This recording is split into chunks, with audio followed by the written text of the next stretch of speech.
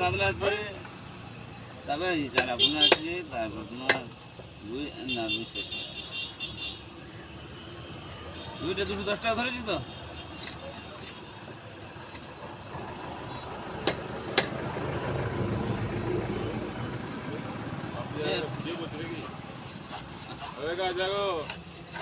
তিহার জেলে পাঠাবো কিন্তু একবার তোমাকে মাছ কাটতে, বুঝলে? একবার তিহার জেল ভিডিও হচ্ছে